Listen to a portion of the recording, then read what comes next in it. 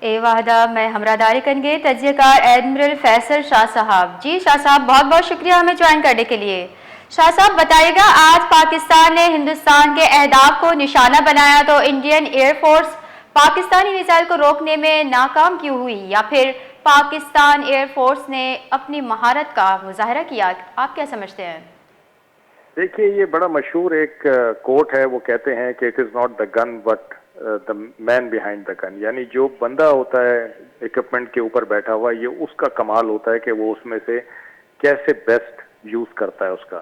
تو انڈیا کے پاس بلا شبہ دنیا کی لیٹسٹ ٹیکنالوجی ہے, لیٹسٹ ویپنز ہیں, پلیٹ فارمز ہیں, لیٹسٹ ٹیکنالوجی. پاکستان کے پاس بھی کوئی کم نہیں ہے, لیکن جو فرق آیا ہے وہ ٹریننگ میں آیا ہے. جو کوالٹی آف مین پاور ہے اس میں فرق ہے ہمارے اور اس میں, جس کی وجہ سے ہمارے پاس جو چیز تھی ہم اس کو بہترین طریقے سے یوز کر سکے. انڈیا کے پاس جو چیز تھی وہ اس کو صحیح یوز نہیں کر سکے, اور یہ ان کی بیسیکلی فیلئر کا سبب ہے. اب تو انڈیا کے تنصیبات کو پاکستان نے تباہ کر دیا. آپ کیا سمجھتے ہیں کہ انڈیا کا کیا رد عمل ہوگا اس پہ؟ دوبارہ سوال کہیے گا پلیز. جی پاکستان نے جوابی کارروائی کی, اب انڈیا کا کیا رد عمل ہوگا اس پہ؟ آپ کیا سمجھتے ہیں کہ جی بالکل, رد دیکھیے عمل دے گا انڈیا اس جو پہ؟ ہے وہ اپنے آپ کو ایک بڑا بھائی سمجھتا ہے اس ریجن میں, اور بڑے بھائی سے زیادہ وہ تھانے دار بننے کی کوشش کرتا ہے اس ریجن میں. اس کو سپورٹ بھی ہے بہت سارے ملکوں کی. تو یہ اس کے لیے بہت زیادہ ہزیمت اور بہت زیادہ خفت اور شرمندگی کا باعث ہے کہ جو پاکستان نے اس کے ساتھ کیا, کیونکہ اس کو یہ یقین نہیں آ رہا ہے کہ میں جو اپنے آپ کو تھانے دار سمجھتا تھا, میں جو اپنے آپ کو اتنا بڑا سمجھتا تھا, مجھے کوئی پاکستان جیسا ملک مجھے اتنا بڑا چیلنج دے سکتا ہے کہ میں اس پہ سبقت نہیں لے پا رہا ہوں.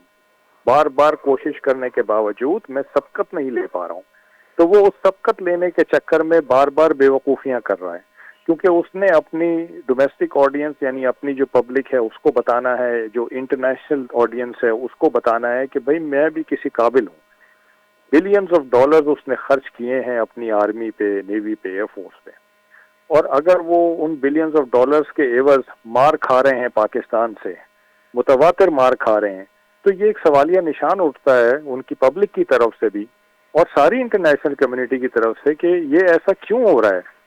آپ نے اتنی انویسٹمنٹ کی ہے تو وہ کیوں نہیں کام آ رہی ہے. تو اس خفت کو مٹانے کے لیے وہ جارحانہ کارروائیاں کر رہا ہے, اور ہو سکتا ہے کہ وہ آگے بھی کرے گا جب تک کہ وہ یہ نہیں سمجھتا کہ اس کی پبلک اور انٹرنیشنل کمیونٹی میں اس کا کوئی سٹیٹس ریسٹور ہوتا ہے. شاہ صاحب انڈین میڈیا جو ہے وہ مس انفارمیشن شیئر کر رہا ہے, تو آپ کیا سمجھتے ہیں کہ انڈین میڈیا نے کیا اپنی حکومت سے اس متعلق کوئی جواب مانگا ہے کہ اس طرح کے پاکستان نے کارروائیاں کی اور انڈیا نے جو ہے وہ اپنی دفاع کے لیے کچھ نہیں کیا؟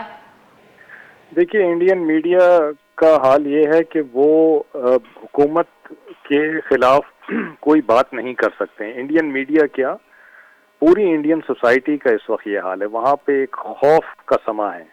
اس قصے کے شروع ہونے سے پہلے کی بھی میں بات کروں اگر, تو پچھلے کئی سالوں سے وہاں ایک خوف کا سما ہے, اور وہ خوف یہ ہے کہ اگر آپ مسلمانوں کے حق میں کوئی بات کریں, پاکستان کے حق میں کوئی بات کریں, سکھوں کے حق میں کوئی بات کریں, یا انڈین حکومت کے خلاف کوئی بات کریں, تو نہ صرف یہ کہ آپ کو بین کر دیا جاتا ہے, روک دیا جاتا ہے, بلکہ آپ کی پٹائی کی جاتی ہے, آپ کا نقصان کیا جاتا ہے, مالی اور جانی نقصان کیا جاتا ہے, جس کی وجہ سے وہاں ایک خوف ہے.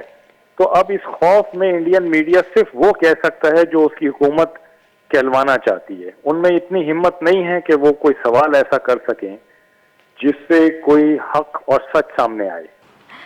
جی شاہ صاحب اب تو جنگی ماحول پیدا ہو گیا ہے, آپ کیا سمجھتے ہیں کہ عالمی دنیا کو اس ماحول کو یا اس جنگ کو روکنے کے لیے کیا اقدامات کرنے چاہیے؟ دیکھیے دنیا کو یہ پتا ہے کہ یہ دو نیوکلیئر نیبرز ہیں, ایک ساتھ رہتے ہیں اور نیوکلیئر پاورز ہیں, اور یہ دنیا کی بڑی یونیک سچویشن ہے. دنیا میں اور کہیں ایسی سچویشن نہیں ہے. اس سچویشن کی وجہ سے دونوں کے پاس ریئیکشن ٹائم کم ہوتا ہے, اور ریئیکشن ٹائم کم ہونے کی وجہ سے کسی غلط فہمی या गलती का एहतमाल हो सकता है। तो ये बड़ी डेंजरस सिचुएशन है। दोनों मुल्क तो इस चीज का इदराक रखते हैं, लेकिन जो इंटरनेशनल कम्युनिटी है वो भी इसका बड़ा बखूबी इदराक रखती है। और मेरा अपना ये ख्याल है कि अभी डिप्लोमेटिक एक्टिविटीज जो हैं या डिप्लोमेटिक इंगेजमेंट जो है वो बढ़ जाएगी। आप देखें कि अभी भी रूबियो साहब का ने मैसेज दिया है जयशंकर साहब को कि आप रिस्ट्रेंट शो करें और इसको डी एस्केलेशन की तरफ लेके जाएं।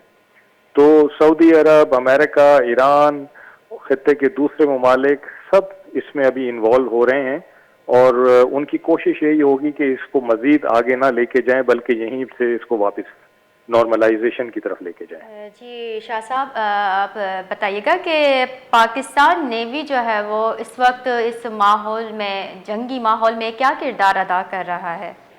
देखिए, पाकिस्तान नेवी दूसरी दोनों फौजों की तरह 22 अप्रैल के बाद से बिल्कुल तैयार है, सी में मौजूद है, इंतजार कर रहे हैं कि इंडियंस कब आगे बढ़ेंगे, उनको मॉनिटर कर रहे हैं, उनको ट्रैक कर रहे हैं, मुस्तकिल उन पे नजर रखे हुए हैं। और नेवी का आपको यकीनन अंदाजा होगा कि नेवी को ज़माने अमन से ज़माने जंग में आने में तो कुछ टाइम ही नहीं लगता, सेकंड्स लगते हैं। तो पाकिस्तान नेवी भी 22 अप्रैल का जैसी वाक़या हो अपनी जंगी हिकमत अमली पे गामज़न है और बिल्कुल अपने जो दुश्मन है उसको देख रही है, उसको मॉनिटर कर रही है। और अगर उसने आगे बढ़ने की कोशिश की तो फिर उसको उसी तरह का मुंह तोड़ जवाब दिया जाएगा जैसे हमने ज़मीन में और फ़ज़ा में दिया है। इंशाअल्लाह। बहुत बहुत शुक्रिया।